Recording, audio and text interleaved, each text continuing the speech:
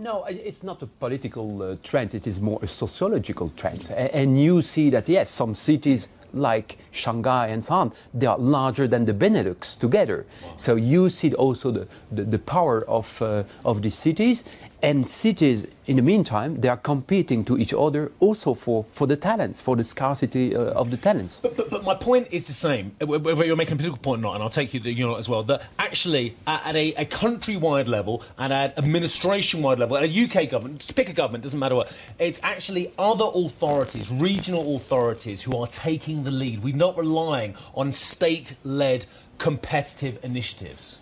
This is true, especially in big countries, where you see that because of the structure of the local politics, some matters are given now to the regions, to the cities and so on. Right. And so they have the flexibility to design their attractiveness, their competitiveness as a city. I can tell you, in a country like China, Beijing is really competing with Shanghai. And they are competing for having the best companies, the best talents, the best universities, and not only at the country level, but also at the global level. What I'm hearing in Davos is growth numbers are expected to slow.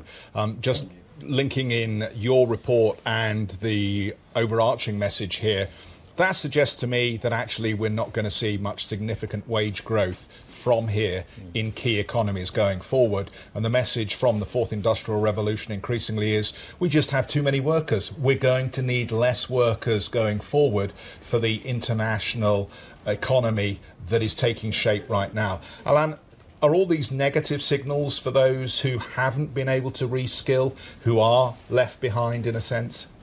There are many questions in your questions.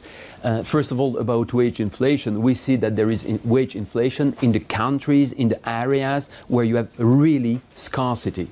And if you have still today, like countries, I would say France and so on, you are still today at 9% unemployment overall, and the youth unemployment even at 17%, there is no pressure on the supply, and that's why you don't see a really big wage inflation. But I have a problem, and this is that too many people tell me, oh, we need to train our kids for the jobs of tomorrow. And then I ask people, what are the jobs of tomorrow?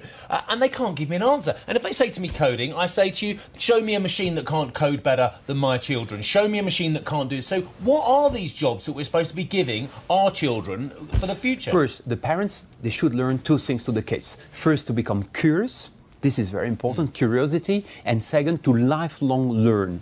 Because you are right. $100,000 a year, Alain. You are right. Lifelong learning is becoming extremely important because life is not more sequential. In the past, you were studying, then you were working, and then you were retiring.